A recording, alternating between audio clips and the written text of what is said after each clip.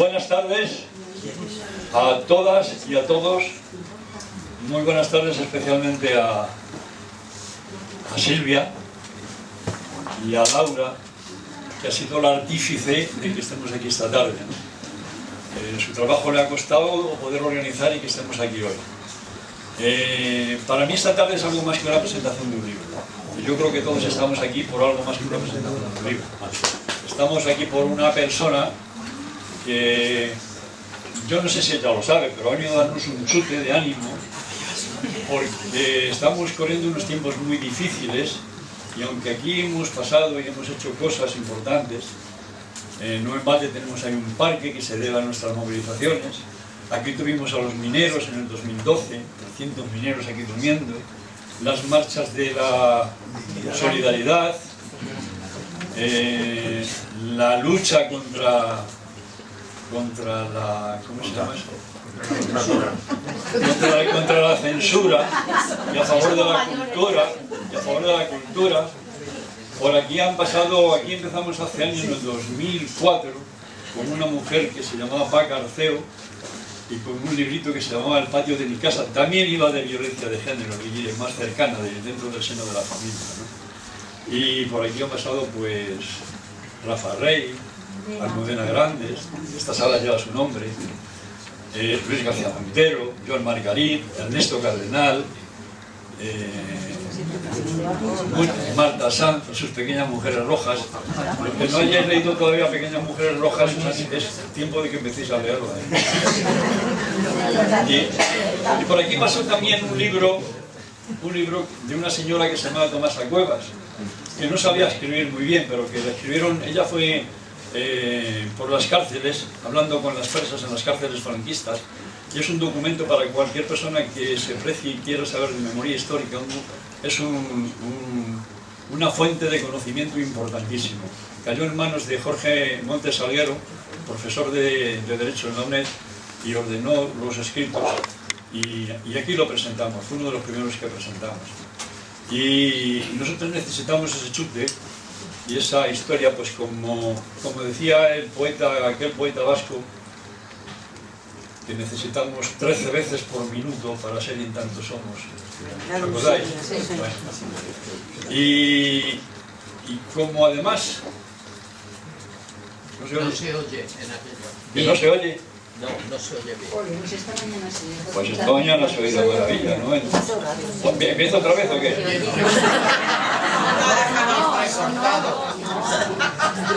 Alfonso, acércate de la boca, como Julio Iglesias, ya lo has dicho. Joder, ahora se oye. Antes que no puedo oír la boca si me lo vuelvo aquí. Bueno, ahora se oye bien. Bueno, pues ya no sé por dónde iba. Por Tomasa. Bueno, por Tomasa Cuevas. Ah, sí, hombre, Amparo Climent vino aquí también a presentarnos cartas de desaparecidas, mujeres que cortaban el pelo y más cosas. Carlos Olaya, Juan Diego Boto, Olga Rodríguez y... Marcosana. Si salgo un día a la calle, mi casa no tendrá llave, siempre abierta como el sol y el aire, el rojo pan de la aurora. Bueno, que ya que os habéis metido con Marcosana, necesitamos ese chute y necesitamos gente como Silvia y como otros periodistas que por aquí han pasado, Olga Rodríguez, periodistas de verdad, déjame que llegue, hombre. Es como el 1, 2, 3, responde otra vez. Es que se me adelantan ustedes. Miren, a ver, también ha estado Nieves con Costrina, Natibel Preciado, Nacho Escolar, Jesús Maraña, Arsenio Escolar. Joder, una camarilla de buenos periodistas. Y hoy tenemos a Silvia Inchaurrondo, del País Vasco. Y como decía otro poeta vasco, que se llamaba Blas de Otero, nos queda la palabra. Y como nos queda la palabra, para eso ha venido Silvia, para, además del libro, por darnos mucho ánimo para que sigamos luchando, porque tenemos lo de Palestina, tenemos lo de este país, tenemos lo de todo que tenemos que luchar. Ahí hay unos jóvenes pintando una pancarta. Este barrio no puede quedarse atrás y tenemos que seguir en la lucha. Y bueno, del libro, tengo que hablar un poco del libro. Lo leí este verano me pareció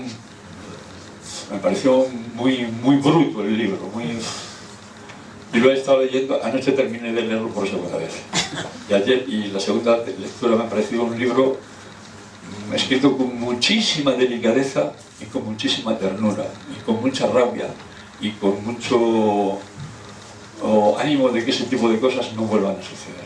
Y los que venimos del medio rural, que algo sabemos de eso, no podemos estar más de acuerdo que con ese libro. Y para presentar ese libro, pues tengo a mi derecha a Marieta, que es vecina del barrio, feminista, militante política de... ¿Podemitas? ¿Soy podemita? Bueno, se empeña en que diga que es podemita. Bueno, y tenemos un joven. La otra persona que iba a venir era Luis García Montero. A Luis García Montero, cuando Laura me confirmó que venía Silvia, digo, coño, yo voy a llamar a Luis a ver si le apetece venir a presentar el libro. Y le llamo y dice, oye, macho, anulo todo lo que tengo, que voy para allá, que me encanta, además tengo que hablar con esa mujer. Y a la hora me dice, Alfonso, no puede ser, te voy a cambiar otro día, es que él es patrono de la fundación de Ángel González. Y hoy en Asturias está entregando premios y tenía que estar ahí. De todas maneras, me ha rogado que le disculpemos, que nos encanta estar aquí. Y nosotros hemos traído una persona que tiene 15 años, que es estudiante de IES, Gerardo Diego, está en el cuarto de la ESO, y que se llama John López González. 15 años. Yo os pido un aplauso para que le quitéis los nervios que tiene,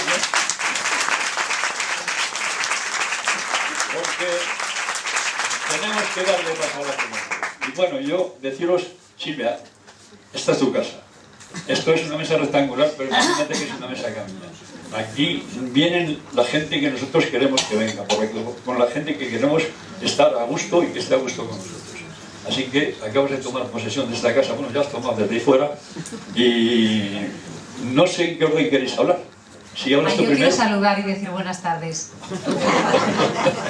Bueno, muchísimas gracias por la invitación. Es un placer estar en este barrio, la verdad. Un barrio al que no le pasa por delante la injusticia y que siempre se ha levantado contra ella. Y que aunque sea un lunes a las 5:30 de la tarde, con todo lo que tenéis que hacer, la verdad que agradezco muchísimo que estéis aquí, un poquito para compartir una historia que yo creo que no debería volverse a producir nunca. Así que tanto para la gente que está aquí, que estáis apiñaditos, como para la gente que está en la otra sala, voy a pedir un aplauso muy grande simplemente por haber querido compartir esta tarde.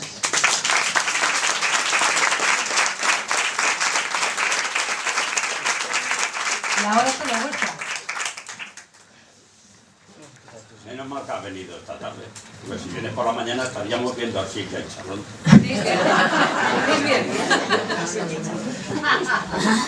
Bueno, pues yo veo un agradecimiento y efectivamente en este barrio cuando hay causas justas por las que luchar o cuando viene gente especial como tú, enseguida nos movilizamos. Además de lo que ha dicho Alfonso, nos hemos movilizado también por la Dana el año pasado, hicimos las jornadas por Palestina, que recaudamos 28.000 euros, y el fin de semana pasado fue, ¿no? Bueno, cuando la Vuelta Ciclista salimos de aquí 200 vecinos que fuimos parte de esa movilización para parar la vuelta.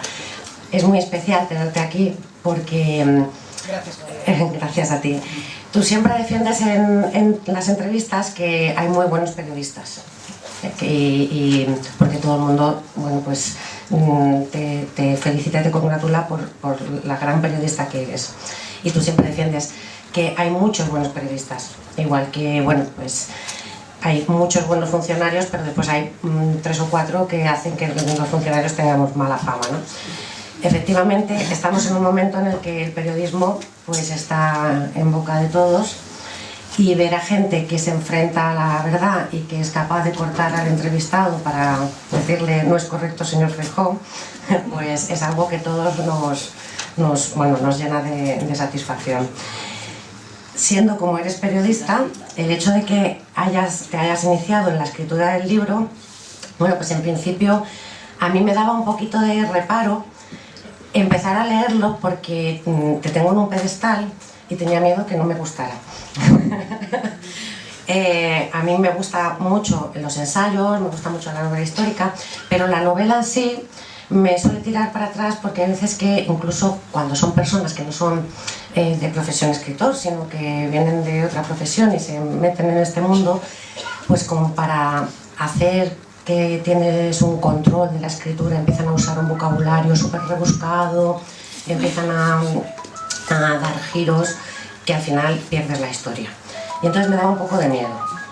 Él ha dicho Alfonso que aquí ha estado Nieves con Costina. Yo me he leído todos los libros de Nieves con Costina de historia, menos la novela, porque me da miedo encontrar no encontrar a Nieves ahí. Entonces me daba un poco de miedo, pero tenía la obligación de leérmelo porque obviamente te iba a presentar. Bueno, me ha encantado, me lo he leído de 2 tiradas. Se me ha encantado, estoy fascinada con él. Es increíble lo bien que escribes. Cómo hay un río principal de historia, a ver si no me emociono y no destripo, pero hay un río principal de una historia que es muy dura, pero después hay como muchos afluentes de la retrospectiva que vas haciendo hacia detrás para ir colocando a cada uno de los personajes que no acaban de definirse del todo, o sea que queda muy abierto y eso hace que pueda encajar ahí muchas personas en cada uno de los personajes. Me ha encantado, como te estaba comentando antes, bueno, lo que ha dicho Alfonso es un libro muy duro, hay partes en las que realmente se te encoge el alma. Al final hay una parte que a mí me ha resultado muy cómica, el tema de las supersticiones.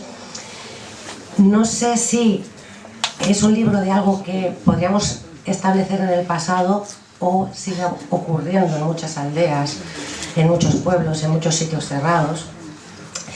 Y bueno, lo que yo he visto es que tristemente, bueno, es una historia de heteropatriarcado, obviamente, hay violencia de género y hay machismo integrado aquí, pero al igual que muchas veces el capitalismo lo mantiene el lumpenproletariado, o sea, lo fachapobre que llamamos, hay veces que el machismo, el heteropatriarcado lo están manteniendo las propias mujeres y es increíble la falta de sororidad que existe entre estas mujeres de tu historia.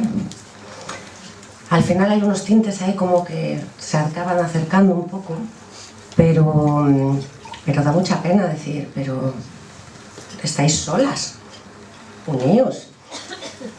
Si se unieran, pues no estarían viviendo todas las penurias que están viviendo, pero están solas en el silencio porque no hablan entre ellas, no comparten todo lo que han vivido y lo que les sucede. Y bueno, sobre todo está esto plasmado de la historia de España. No sé, ya digo, creo que hay algunos pueblos y aldeas que siguen sufriendo este tipo de silencio entre las mujeres, que dirán, a lo mejor incluso aquí mismo en el barrio, que somos un poco aldea, puede que tengamos algunos de estos defectos. Pero bueno,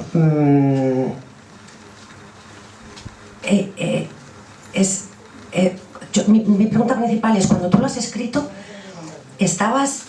¿tenías ya en la cabeza todas estas historias por todo lo que has recogido en tu experiencia periodística?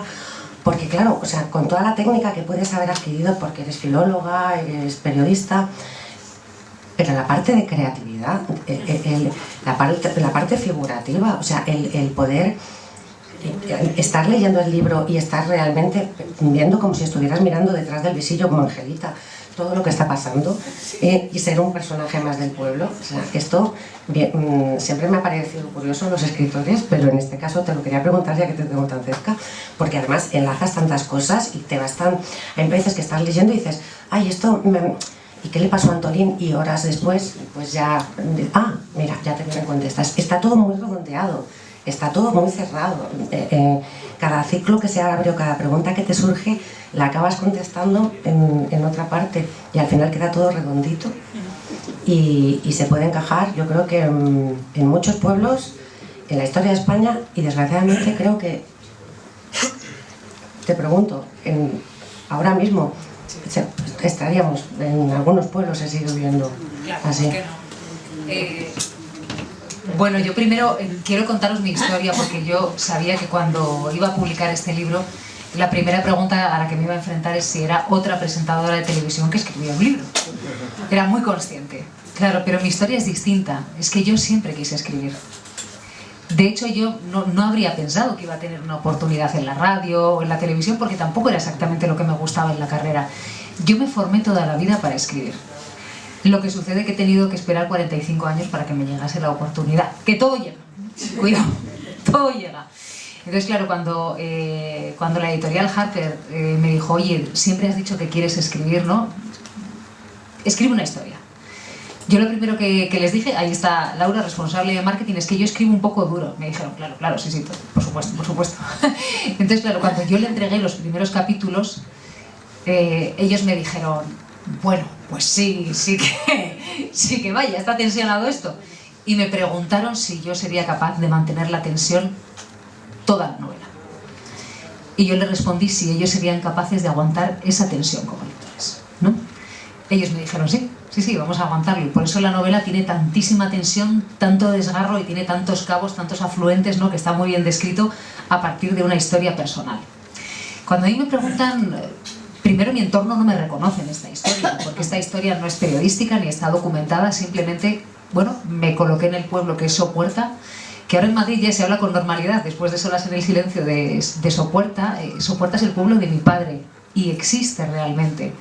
Y no tiene nada que ver con esta historia más que el escenario, es decir, todas las calles son reales. Si vosotros seguís el recorrido que yo trazo y bajáis por la calle Lendakari Aguirre, acabaréis en la iglesia de Mercadillo y enfrente habrá un bar, efectivamente, y recorreréis el barrio de la Baluga y subiréis al Alto de las Muñecas, que es un monte, en fin, que todo eso existe, pero solo como escenario. Entonces, muchas veces yo creo que mi entorno se sorprende porque no me reconoce en la historia. Es una historia durísima de la que yo ni he hablado, ni he documentado, ni he hecho nada, porque todo sale de mi mente. Pero ¿cuál es qué situación, no? Yo he presentado este libro la última vez, este viernes en Salamanca, y bueno, estábamos en una charla como esta y de repente abrimos el turno de preguntas y entonces sucedió un momento emocionantísimo, que es que se levantó una mujer de entre el público y dijo, yo soy Basilia. Yo soy Basilia. A mí me pasó lo mismo, dijo. Entonces, claro, se quedó toda la sala congelada, porque no voy a descubrir mucho, pero Basilia es uno de los puntales de la historia y, bueno, es el caso flagrante de la violencia machista. Y yo le respondí, me alegro que no seas Basilia y no hayas acabado como ella. Porque al final yo le debo este libro a ese personaje. Y de hecho tenéis que saber que cuando yo terminé el libro, yo lo estuve escribiendo durante año y 2 meses. Y cuando yo le puse el fin, siempre lo cuento porque ahora este libro es vuestro, ¿no? Esos personajes ya no me pertenecen a mí, son todos vuestros. Pero cuando yo le puse el fin, me emocioné y dije, ¿y ahora qué hago sin ellas? Porque es que realmente durante año y 2 meses estuve preocupándome por contar bien la historia de esas mujeres. Y me obsesionaba pensar que había una víctima de la violencia machista al otro lado que podía estar leyendo eso y tenía que sentirse al menos escuchada. Y la verdad es que me reconforta mucho 2 cosas. Uno, que las escenas más violentas no recojan ni un solo golpe, porque las escenas más violentas de Solas en el silencio no incluyen un golpe porque no hace falta para humillar a la víctima. Es un acto mucho más cotidiano y mucho más sencillo de lo que creemos, ¿no? Y luego, por otro lado, me alegro de que Solas en el silencio traiga la esperanza, porque Solas en el silencio al final lo que viene a decir es, si las mujeres se comportan de forma solidaria, si surge una sororidad, si las mujeres deciden romper el silencio, esto termina. Y yo creo que es el mensaje más potente. Solas en el silencio supone un enorme motor de esperanza que viene a decir que si denunciamos, que a veces es simplemente un gesto muy pequeño, es un pequeño, de verdad, es un gesto que muchas veces no implica ni tan siquiera, más allá de la valentía de coger el teléfono y llamar a la policía. Simplemente con eso, todo acabaría. Así que yo creo que, yo siempre digo, ¿no? En la vida hay 2 motores muy potentes que son los que permiten que cambien las cosas. Uno a nivel personal es el amor, por supuesto, y a escalas sociales la esperanza. Y yo creo que el mensaje que encierra Solas en el silencio con toda la dureza de sus historias es que hay esperanza. Y esto se puede arreglar. Y se puede arreglar con una sonrisa, pero que todos tenemos que arrimar el hombro. Y hay gestos muy pequeños, de una valentía muy limitada, pero ese gesto puede salvar la vida de una víctima. Mis compañeros Alfonso y María, por haberte acercado al barrio. Y bueno, pues me parece una novela muy correcta por la buena exposición de los hechos y porque, aunque sea con mucha crudeza, consigue el lector sienta esa rabia por la maldad de personajes como Ángel o Doña Elena. Y además creo que es muy necesaria para concienciar a las nuevas generaciones, como puede ser la mía, ya que resulta muy útil para que nos podamos hacer una idea de la violencia, de las violaciones, de la violencia doméstica e incluso los asesinatos machistas que se cometieron en el pasado. Y bueno, pues... Claro, adelante yo. Pues bueno, primero me gustaría preguntarte por la época histórica de los acontecimientos narrados, ya que en ningún momento mencionas explícitamente en qué época acontecen. Y bueno, pues me preguntaba si era por algún motivo en concreto o porque lo has dejado a la libre interpretación del lector. Gracias. Solas en el silencio se desarrolla exactamente en la última etapa del año 1975, donde todos los detalles que recoge el libro son veraces. Desde todos los detalles, quiero decir, para ambientar la obra. Desde la colonia, el rito del amortajamiento. Mi padre, como os decía, es de Sopuerta y yo nací en el año 1979, a mi bisabuela, que falleció en 1980, la amortajaron.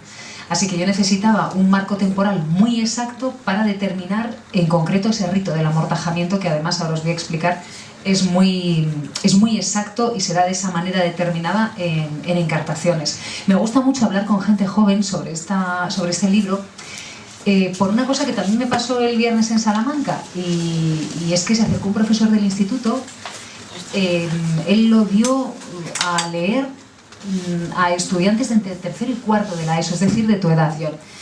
Y dice, bueno, yo solo leí una página y hubo estudiantes que se pusieron a llorar. Y a mí emocionar al lector me gusta mucho porque al fin y al cabo lo que pretende hacer Solas en el silencio es que el lector se ponga en la posición de la víctima, que creo que es una mirada de la que no solemos hablar mucho, ¿no? En los medios de comunicación, desgraciadamente, pues decimos, pues es la víctima número 25 de la violencia machista, la número 25 asesinada. Y yo cuando me di cuenta de que estábamos haciendo esto, la verdad que me horroricé.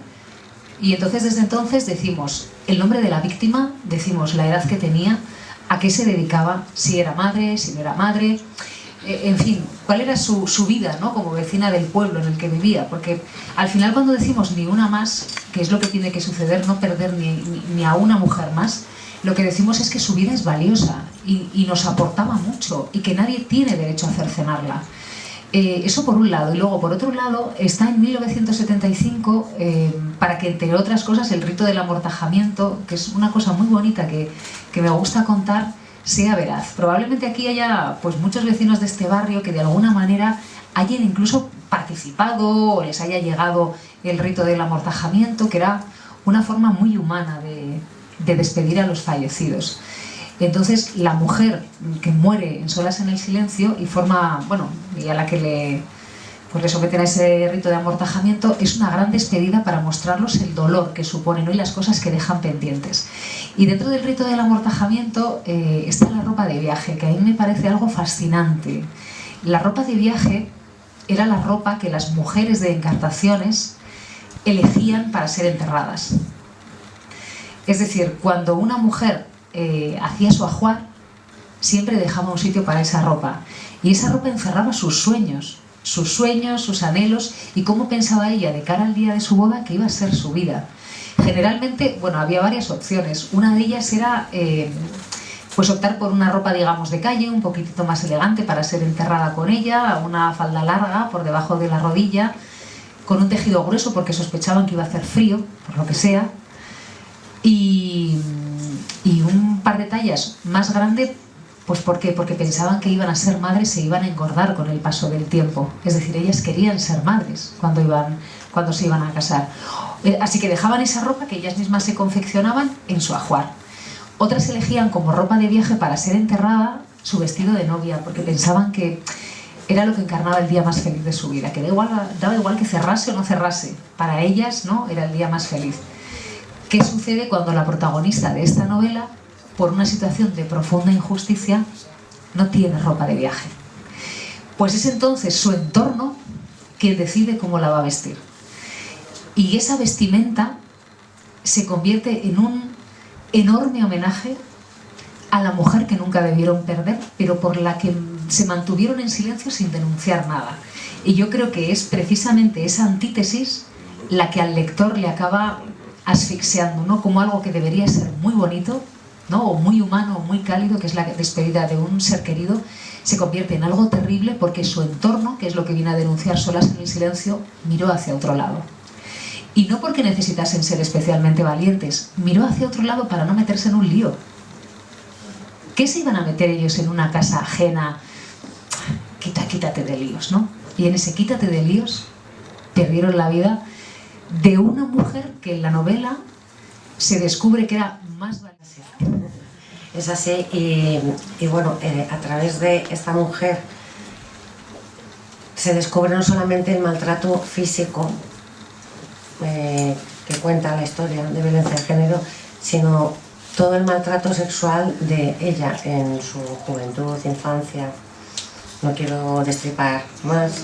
No, pero luego voy a contar un detalle sobre esto del maltrato sexual que os va a interesar también, porque hay muchas violencias encerradas. Exactamente, eso es lo que quería decir, hay muchas violencias encerradas y hay muchas mujeres violentadas en la novela, no es un personaje solamente el que está violentado, o sea, realmente hay todo un heteropatriarcado, que es como hemos venido a decir, un silencio de todas las mujeres, una complicidad dañina de las mujeres, incluso entre madres y consuegras, que llegan a obligar a sus hijas a ciertos silencios o a ciertas situaciones para evitar que acaben siendo mercancía defectuosa. El miedo a acabar siendo pues las botas que cuelguen el San Benito de putas, y mientras, bueno, pues esto de toda la vida. Yo he vivido en un pueblo en los años 90 y tampoco me era tan ajeno. Cuando estuvimos hablando John y yo de la época en la que podía ser, yo decía, hombre, la calle se llama Lehendakari Aguirre, o sea que tiene que ser, no tiene que ser muy metido en la época de Franco, aunque la retrospectiva son 20 años atrás, sí.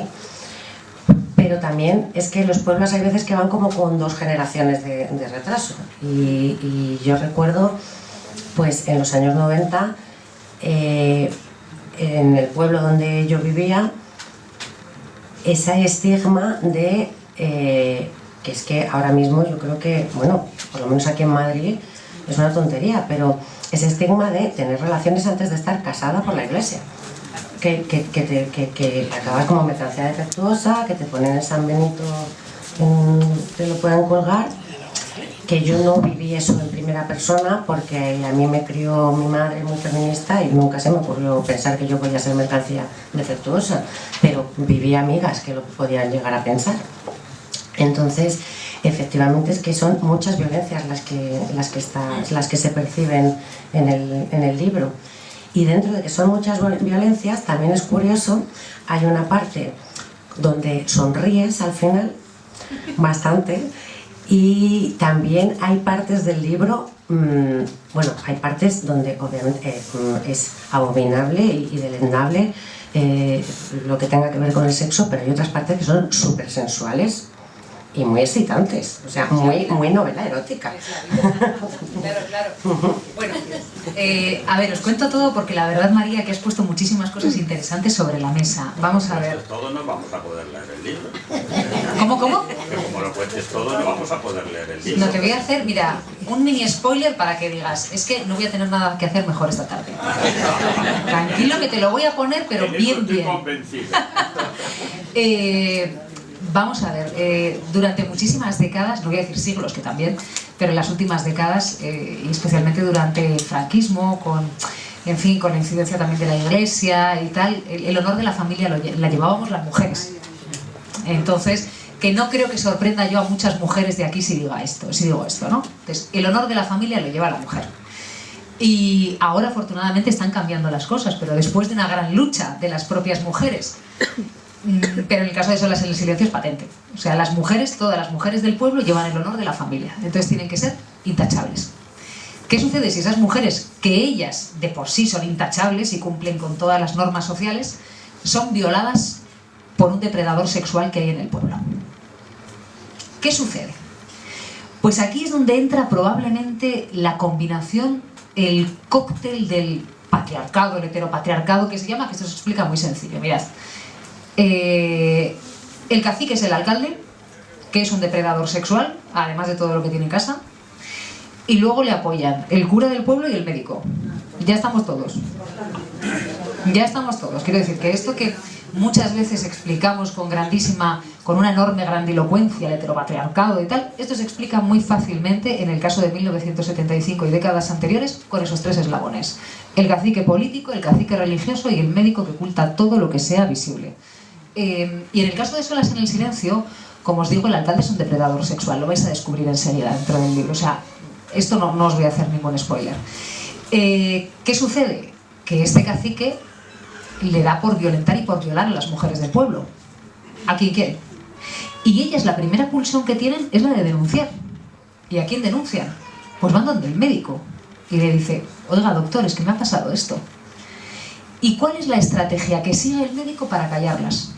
Es tan sencilla que asusta. Llama a sus madres. Es decir, con la víctima delante, denunciando que este señor la ha violado, el médico llama a la madre de la víctima y le dice a la víctima: dime delante de tu madre qué es lo que ha pasado. Y entonces la víctima calla. ¿Sabéis por qué? Porque sabe que si su madre se entera de que ha sido violada no va a poder casarla, y el honor de la familia se va a quedar empantanado y manchado para siempre. Es por eso por lo que esa hija no denuncia. Y la madre, que se huele la tostada, porque no es tonta y sabe lo que hay en el pueblo, claro, lo que hace la madre es callar. Al llegar a casa tiene la precaución de darle una infusión abortiva, que a veces sale bien y a veces sale mal, para que no quede embarazada después de que le haya violado. Y todo eso porque las propias madres, como dice María, piensan que entonces su hija se convertirá en mercancía defectuosa y será muy poco posible darles un futuro honroso, que es casarle con otro muchacho del pueblo. Y fijaos que yo estoy viendo rostros de mujeres aquí asintiendo, porque esto, de lo que hace muchísimo tiempo que no hablamos, existió. Y eso nos ha dejado unas secuelas dentro de la sociedad contra las que hemos tenido que luchar para que los jóvenes de hoy no vivan esta lacra. Para que las mujeres de hoy sean más libres y las mujeres del futuro también. Pero todavía estamos conviviendo con esas dos aguas. Entonces, denunciemos. No cojamos el papel del médico. Y luego, Solas en el Silencio tiene tan claro que hay que denunciar, y tiene tan claro que todos se están comportando mal, todos aquellos que están sepultando lo que ocurre en silencio, que realmente al lector se le convierte en algo asfixiante que no denuncien. O sea, es evidente que tienen que denunciar. Y el hecho de que no denuncien, al lector es sobre todo lo que le pesa. Yo, fijaros, más allá de las escenas duras, que pueden provocar un poco de shock, ya digo, las escenas más violentas no llevan un solo golpe. Llevan una humillación absoluta hacia la víctima. Y una normalidad horrenda. Pero claro, al lector se le hace cada vez más difícil. Luego os leeré la primera página solamente para que quien tenga dudas decida si entra o si no entra en el libro. Os la voy a leer ya, ¿os parece? Venga. Y luego ya vosotros decidís si entráis, claro, si entráis o no entráis en este libro, ¿vale? Mirad, el libro empieza así. En Sopuerta, un manto de silencio cómplice permite que los vecinos sobrevivan al infierno. Cada casa esconde su desgracia y mira de reojo a la ajena sin pronunciar palabra. Es un pacto antiguo que se transmite con el ejemplo de generación en generación. Quien se asome a un infierno que no es el suyo, arderá entre sus llamas. Quien se atreva a buscar justicia, pagará con la vida. Quien lea esta historia tendrá que comportarse como un vecino más. Callad, que nada cambie. Y después de esto, cada uno elige si entra o no entra.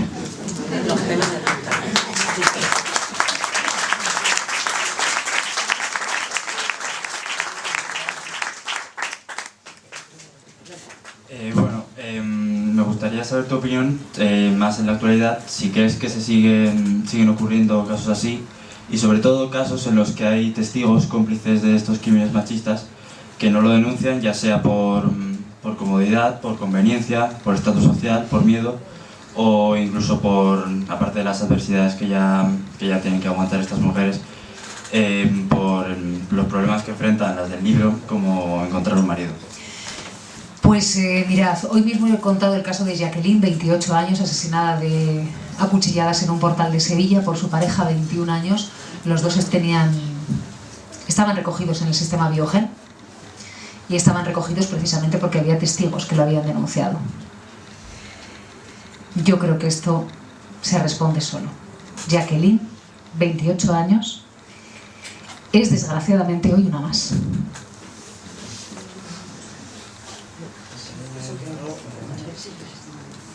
Yo tenía otra pregunta. Y bueno, pues me gustaría también preguntarte por costumbres mencionadas en el libro, como pueden ser la herencia de la alcaldía, el ánima negra o, bueno, ya lo has mencionado antes, el vestido de viaje, que son costumbres que igual quizás son más desconocidas para el público joven como nosotros. Fíjate que no ha pasado tanto tiempo, pero sí es cierto que al buscar la historia en un lugar entre las montañas de Vizcaya, donde bueno, ni los propios vizcaínos no suelen ir más que para hacer turismo de vez en cuando, era relativamente sencillo encontrar costumbres únicas. La costumbre del cárabo o del ánima viene de una historia que me contaba mi padre, porque él me decía, cuando yo era pequeño y no me gustaba comer sopas de ajo, me contaba, pues mi tía se ponía al otro lado de la ventana del caserío y entonces imitaba el ulular del cárabo y entonces yo comía muy rápidamente porque pensaba que venía por mí. Así que yo diseñé la historia de un cárabo, que es un búho típico de esa zona, de la comarca de Encartaciones, que cada vez que venía, en noche de tormenta, venía a buscar un ánima. Un ánima que sintiese culpa, que hubiese hecho algo malo. Y de repente aparece el cárabo y ahí no queda vivo nadie. Es decir, todo el mundo piensa, viene a por mí. ¿Por qué? Porque todos ellos han callado tanto que dicen, yo tengo un sentimiento de culpa enorme y entonces el cárabo viene a por mí.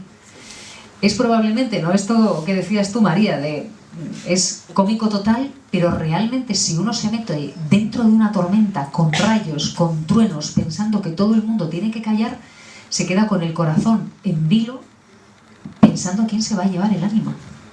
Porque es que realmente el lector piensa que alguien se va a llevar. Y el ánima no defrauda. El ánima siempre se lleva a alguien. Siempre se lleva a alguien. Porque hay tantas rencillas en el pueblo que incluso hay probablemente quien aproveche la llegada del ánima para cargarse al vecino al lado. Claro, entonces, al final esto es una historia sobre la culpa. Y es también una denuncia de que la culpa, si has hecho algo malo, te va a perseguir. Y es lo que viene a denunciar el cárabo. Claro, lo que supone que yo usé el cárabo básicamente para introducir esa tensión narrativa en el final y para dejaros sin aire en las últimas 50 páginas. Sin aire. Para que no pudieseis ni tan siquiera imaginar cómo se iban a desarrollar los acontecimientos. Y yo para eso necesitaba algo sobrenatural que os hiciese pensar que cuando todo está controlado se os iba a descontrolar totalmente. Algo que inyectase el miedo, algo que apelase a la culpa del propio lector, algo que sintiese que estaba callando, y eso es básicamente lo que es el cárabo. E insisto, solas en el silencio trae esperanza. Y a veces la esperanza la trae el cárabo. 50 páginas, efectivamente está la tensión, pero incluso personas que estás por encima de la superstición y estás viendo desde fuera toda la escena, En la última en concreto, no quiero decir nada, pero ahí ya te lo preguntaré en privado, porque me rompe lo último que pasa, porque yo en toda la superstición estoy viendo pues que son supersticiones. Y es que la última dice o no, sí, te quedas así, sí. Ya te ha contestado. Ya te ha contestado. Es muy... sí, yo me la he leído de 2 tiradas, es impresionante, no puedes dejar de leer. Bueno, me la he leído 2 tiradas porque en la primera se me cerraba el ojo y yo me tuve que dormir porque ya tenía que levantarme al día siguiente, pero es de estos libros que estás deseando que llegue el momento del día siguiente en el que tienes ese rato libre para, pues vamos a ver qué pasaba aquí. Yo, mirad, os tengo que confesar, hay mucha gente que me ha dicho, jo, has estado 1 año y 2 meses escribiendo y la gente se lo lee en 2 días. Digo, hombre, a ver, es que, joder, haber dicho así, es el mayor regalo que se me puede decir, que he estado 1 año y 2 meses escribiendo para que la gente no pueda dejar de leer.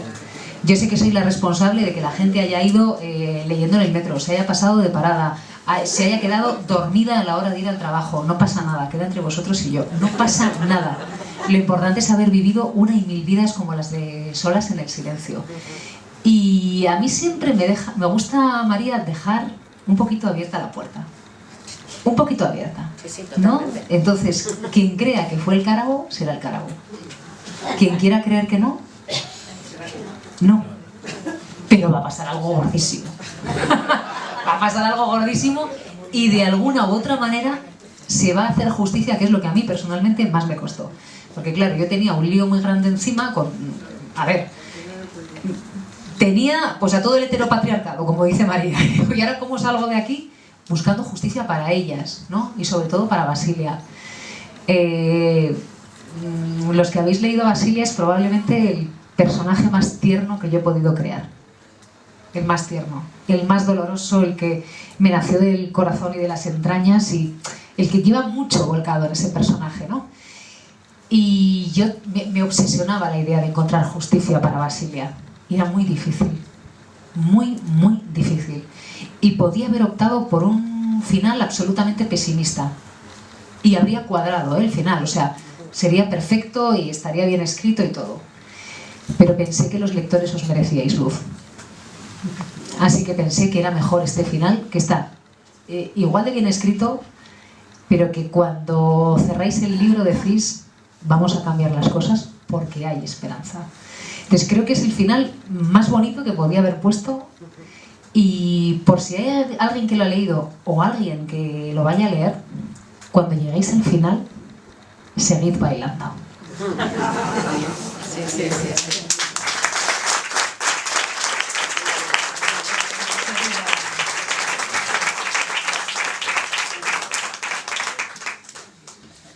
Bueno, y por último, saber cuál fue tu principal intención al escribir esta novela y qué fue lo que te empujó a escribirla. Pues la pregunta es muy buena, John, porque yo no sabía que iba a contar esta historia. Luego os hablaré del segundo libro. ¿Puedo, no, Lauri? Sí, un poco, sí. Del segundo libro. Ella es la jefa. Jefa.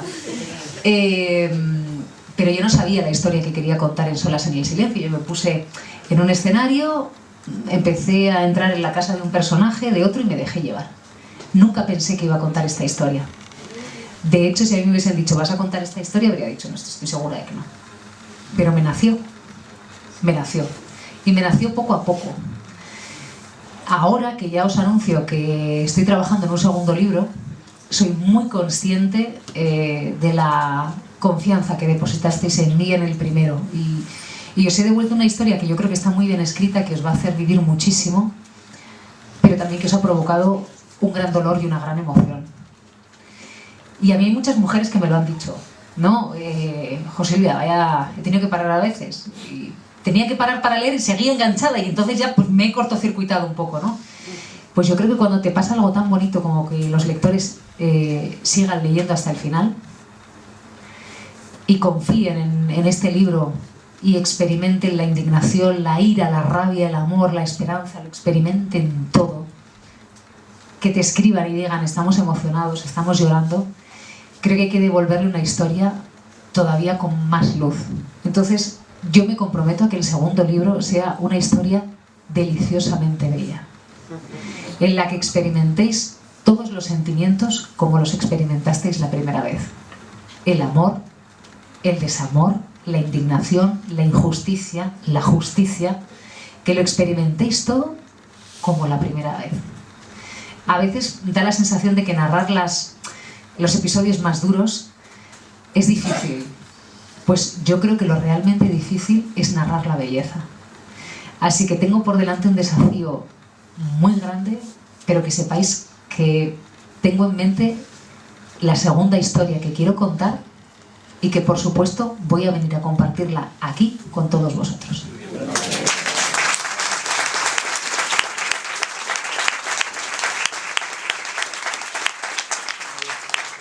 Y por cierto, voy a decir una cosa ahora que no nos oye John. Creo que es para estar muy orgulloso que las nuevas generaciones sean tan solventes, tan inteligentes y tan respetuosas. Porque a mí cuando me dicen, es que las jóvenes generaciones, esto es pesimismo más absoluto, yo digo, no conoceréis a los que conozco yo. Así que yo creo que como solas en el silencio, las jóvenes generaciones lo van a hacer mucho mejor que nosotros. Sí que sí. Ahora tenemos que facilitárselos un poco.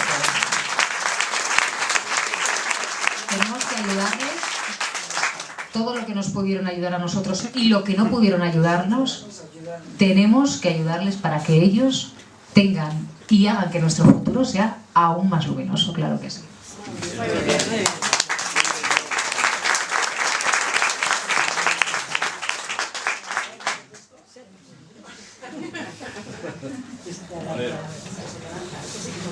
A ver, Alfonso.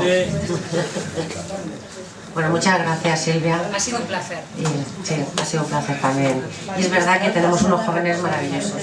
John es un ejemplo. Tenemos ahí detrás otros que están pintando la pancarta por Palestina. Las pancartas que pintaron el otro día han salido en todos los periódicos. Esa que se veía Almeida, cómplice, es de nuestros jóvenes. Netanyahu, sí, sí. En las fotos de todos los periódicos salían nuestras pancartas de los jóvenes que tenemos aquí. Tenemos unos jóvenes maravillosos y lo hablaba con Chus el otro día, que se dice mucho que los jóvenes de ahora, que si están muy sesgados a la derecha. Bueno, no todos, y hay una gran esperanza, ¿verdad? Hay muchísimos que son maravillosos y aquí tenemos un gran ejemplo con John. Y bueno, pues muchas gracias por esto. Y estoy deseando leer el segundo libro, no sé si va del mismo pueblo, pero vamos, yo ya... No, pues una pena, porque me he hecho ya con todos los personajes. Bueno, de Consu a tomarme algo. Ah, pero podéis ir, ¿sabéis que invité a los vecinos de Sopuerta? Para ver qué les pareció el libro. Claro, les invité, les dije, oye, os voy a invitar a un picoteo, y entonces me decís qué os ha parecido el libro. Pues prueba de fuego total, claro. Entonces, yo llegué con el coche y vi que había gente fuera del bar, precisamente de la iglesia, que es el bar de Avelina realmente, y pues nada, llevé a gente fuera y dije, bueno, pues alguien se ha animado, ¿no? Y luego entré en el bar y estaba a reventar con gente, con los libros, claro, esperando a comentarlo, a que se lo firmase y todo. Y al final, muchos de ellos me dijeron, gracias, porque convertiste a nuestro pueblo en un pueblo de novela.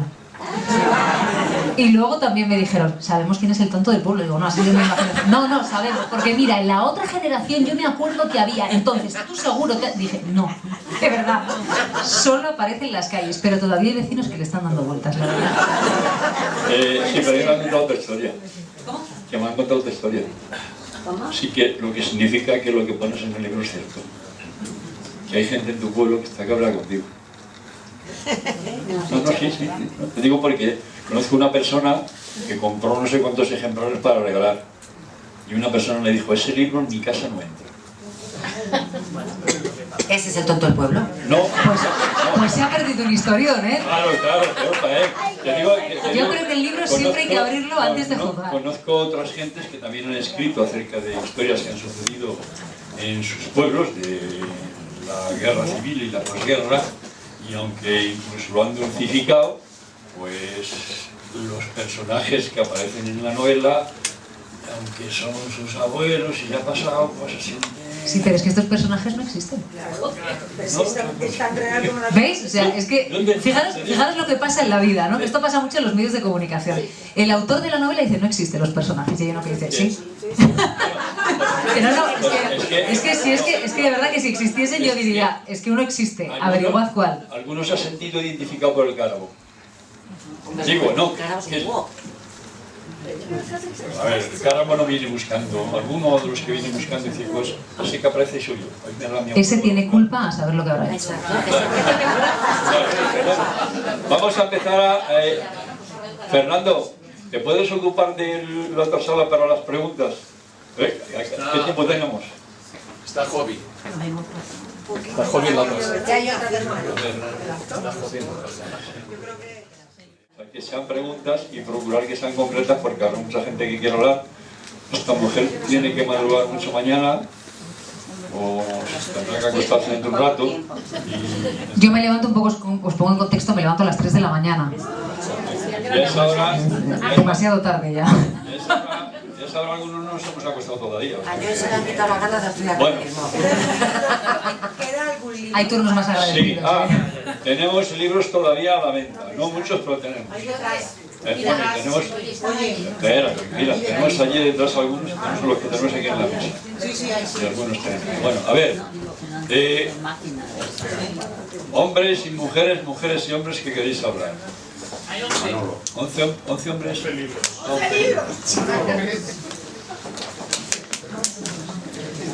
Manolo. En los de la otra sala que le digan, le pasen el nombre a Jovita, que está allí para notarlo. Manuel, ¿quién más quiere preguntar? No me digas que no quiere preguntar, ¿ni más? Sí. ¿Quién más quiere preguntar? ¡Uy, qué alegría! Nada más que dos para preguntar.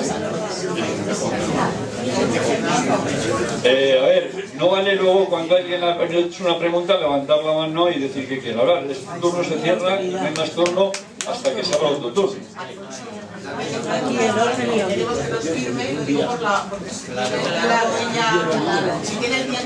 ¿Llevas dinero? Bueno, ¿quieres que te lo firme o que quieres hablar? Sí, lo tengo, sí. 2 palabras. Vale. Gracias. A ver. Mira, es lo mejor para levantarse a las 3 de la mañana. Saber que estáis al otro lado, de verdad. Es que si no, no tendría sentido. 8 menos 10, cuidado. A ver, Sea despertador hay que moverlo 10 minutillos. Muchas gracias. El papel de la iglesia. Manolo. ¿Y a qué hora entras en la tele, Silvia? A las 5, 5 menos 10. No te adelantes a las cosas. No te adelantes a las cosas. No me dio la palabra. ¿Has pedido la palabra? Bueno, Silvia, a partir de ahora no es que te vea, antes te viera mal, es que ahora te voy a ver muchísimo mejor y distinta, porque eres una mujer que te muestras tal cual, con tu espontaneidad y tu sonrisa, que lógicamente con las cámaras no puedes tener. Pero hay una cosa referente al contenido del libro, que no lo he leído, pero por lo que habéis explicado, a mí de pequeño, de algunos de los problemas que hay aquí, me han pillado en mi infancia y han sido en la familia tabú, pero tabú muy serios, de tal manera que hoy día los sobrinos no tienen ni idea de lo que ha ocurrido en la familia. ¿Y esto qué supone? Supone un sufrimiento y un dolor que hemos pasado los pequeños, porque yo de 9 hermanos soy el 7º. Me pilló en torno a los 8, 10, 12 años. A lo que voy. En este momento, en este libro aparece el sufrimiento de los demás, no solamente de las mujeres, de los hijos, de los miembros de la familia, porque después analizando la vida, yo tengo 80 años, pues hay mucho sufrimiento en el resto de la familia, que no se llega a descubrir ni a destapar, porque es tabú dentro de la familia y por supuesto en el barrio, porque es un barrio como un pueblo, ¿verdad? Bueno, en este libro aparece todo el sufrimiento del silencio entendido como impunidad. Todo lo que contribuye a enterrar el secreto, a enterrar la injusticia, a enterrar todo. Y de hecho probablemente lo que os sorprenda es que el primero que salva a una mujer es su padre. Es un hombre. El primero que pone pie en pared a toda la violencia que están sufriendo las mujeres del pueblo no es una mujer, es un hombre. Porque también necesitamos a hombres. Es que esto no es la lucha feminista por la igualdad, no es una cuestión solo de mujeres. O tenemos hombres valientes que den el paso con nosotras las mujeres, o no vamos a conseguirlo nunca. Y eso también está en Solas en el silencio. El primero que salva a una mujer es su padre. Y es un momento clave de la novela. Y yo espero que cuando lo veáis os acordéis de mí. Porque ese padre es el que evita que su hija sea una víctima más. Así que no te preocupes, porque el dolor, y el dolor entendido como algo que se oculta para intentar seguir adelante pasando páginas rápidamente, se analiza y se analiza a fondo. Sí, sí, en este libro, sí.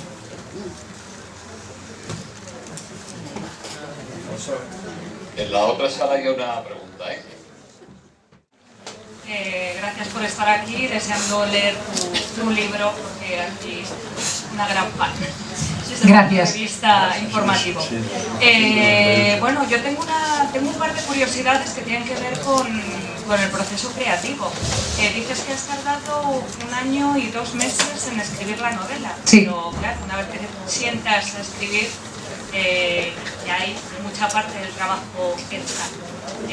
¿Cuánto tiempo te ha llevado construir estos personajes, armar un poco la historia, las subhistorias y demás hasta encontrar ese momento de sentarte? Esa es la primera. Y la segunda curiosidad, levantándote a las 3 de la mañana, ¿en qué momento escribías ese año y 2 meses que te has tirado a hacer todo? Bueno, los procesos, sí, yo te agradezco la pregunta, Rosana, y desde luego que compartamos mañanas. Es muy emocionante para mí, se lo decía antes a la gente de esta sala, pues que al final nos pongamos rostros, ¿no? A las personas a las que nos separa el cristal de una televisión o de un móvil, en fin, es muy emocionante para mí. Yo tardé 1 año y 2 meses en construir la novela entera, desde el principio hasta el final. Y cuando un escritor se enfrenta a un proceso creativo puede hacerlo de 2 maneras. Puede saber lo que quiere contar perfectamente, necesita ser ordenado, contar las escenas, pero tienes la historia de principio al final, que es lo que me ha pasado a mí en el segundo libro. Yo ya tengo la historia y sé cómo contarla, y ahora hace falta levantarla desde el principio, pero yo ya tengo, digamos, un esquema, ¿no? Una guía, estoy trabajando en él. En el caso de Solas en el silencio, los personajes y lo que les pasaba salían, fluían. Y es muy complejo porque, claro, muchas veces no sabes a dónde te llevan. Cuando yo ya había producido unas 50 páginas, yo ya tuve que parar y decir, oye, a partir de ahora estoy mezclando una trama en el presente, una trama en el pasado, y estoy jugando con entre 6 y 8 personajes a la vez. Pues tengo que detenerme y hacer un esquema. Pero hasta la página 50 eso no sucedió, porque yo no tenía claro qué es lo que iba a contar. Y cuando ya encuentro, digamos, ese eje central, que van haciendo poco hasta que se produce algo terrible y ya tenemos a la víctima de violencia machista, ahí yo ya sé lo que quiero contar y sé lo que quiero denunciar. Pero hasta entonces los personajes y las escenas salieron de mi cabeza y las pasé a ordenador y no sabía realmente lo que quería contar. Tuve que esperar unas 50 páginas y luego ya sí, tuve claro en mi cabeza al menos por dónde tenía que ir, y sinceramente yo te digo, el final podía haber elegido otro. De hecho, llegué a escribirlo, pero no lo quise. Es decir, hasta ese punto fue creativo, ¿no? Y al límite este proceso. Y luego, mira, escribir, pues es que yo siempre quise escribir. Así que cuando tú tienes una pulsión por contar historias, tienes la oportunidad de contar una historia y crees que tienes una buena historia, créeme que encuentras el tiempo. Me costó más tiempo encontrar... Lo cierto es que me ha costado encontrar más tiempo para ir al súper o para cocinar, pero para escribir no me ha costado. No me ha costado. Ha sido de verdad una experiencia extraordinaria que me ha transformado, que necesitaba, porque enfrentarse a una página en blanco, muchas veces te enfrentas y no sabes si vas a ser capaz. de dominarla. Y a mí estos personajes me han atravesado, me han dado unos sentimientos que yo pensaba que no podía experimentar, me los han arrebatado, porque ahora ya son vuestros estos personajes. Yo con todo lo que he vivido con ellos ahora ya no son mi posesión, son vuestros. Así que me han dejado un poquito de vacío que voy a llenarlo con el segundo libro. Cuando me vacíe del segundo libro, pues irá por el tercero, que también lo tengo. Pues bueno, no pasa nada, poco a poco, vamos a vernos mucho tiempo. Sí, me ha parecido... Me ha parecido muy cruel como con mucha frecuencia mencionas a Sole y a Josean con los sobrenombres de la amortajadora y el retrasado. El tonto del muy pueblo. cruel. Sí, me imagino que es intencionado por tu parte, claro. Claro, es que en 1975 se les llamaba así. O sea, para que toda esa novela tenga veracidad, claro, o sea, y no solo en 1975, se ha arrastrado hasta hace muy poquito tiempo. Sí, pero la frecuencia con la que lo empleas... Es que es lo que pensaba el pueblo. O sea, esto está hecho porque si no, no sería veraz. Si yo hubiese retratado a Josean como un chaval que tenía ciertas limitaciones o deficiencias, no habría sido veraz, porque en 1975 no se referían así a ese chaval. Se referían a él como un tonto del pueblo, se le despreciaba continuamente, se le infligía incluso violencia, se le humillaba en 1975 y en 1990 también. Entonces, si no, yo habría extirpado de Josean, digamos, una tremenda crítica social. Porque una de las cuestiones que provocan dolor al lector es, visto con los ojos de hoy, que a este chaval se le llama retrasado. Es que no, es que ahora mismo se nos hace bola el término. Pero porque hemos avanzado, que es lo que le planteaba antes a John. Porque hemos avanzado. Pero en 1975, Josean era el tonto del pueblo. Claro, y bueno. La Constitución sigue habiendo. Hasta hace un año se decía disminuido. Sí, sí.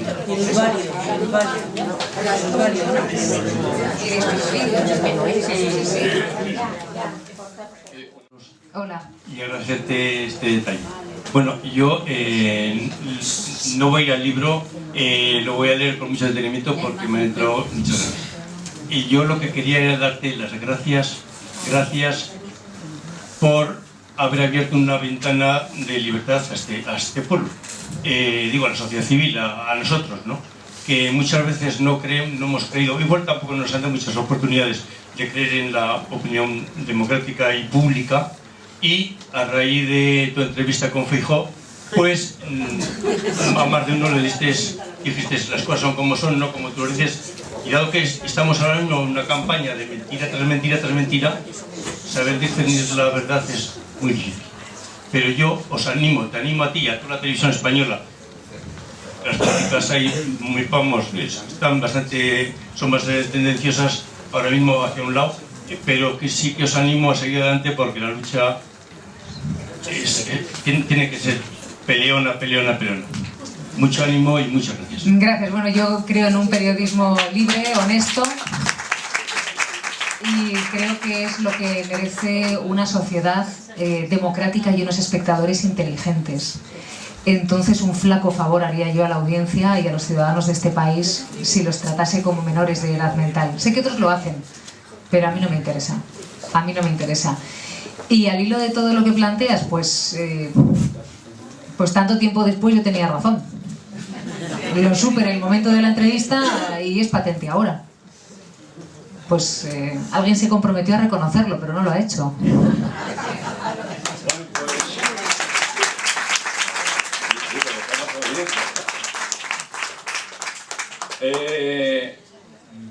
Ahora vamos a pasar a los que habéis tenido que comprar el libro, lo tenéis para que lo firme Silvia. Después vamos a desalejar. Como la fila de la comunión se pone. Tú has terminado con tu oración de hablar, sí, como la fila de la comunión, sí. Aquí vamos a comulgar con otros panes. Vamos a desalojar aquella sala y colocar las mesas como corresponde y colocar lo del vinito y el queso y tomar una tapita. La firma aquí ordenadamente, no le contéis mucha historia muy larga porque tiene que marcharse de madrugada. Es que si no mañana no nos vemos.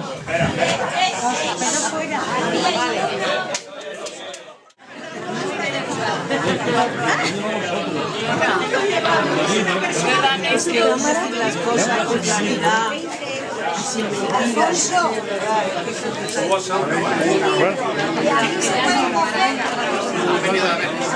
¿Quién? Alberto y unos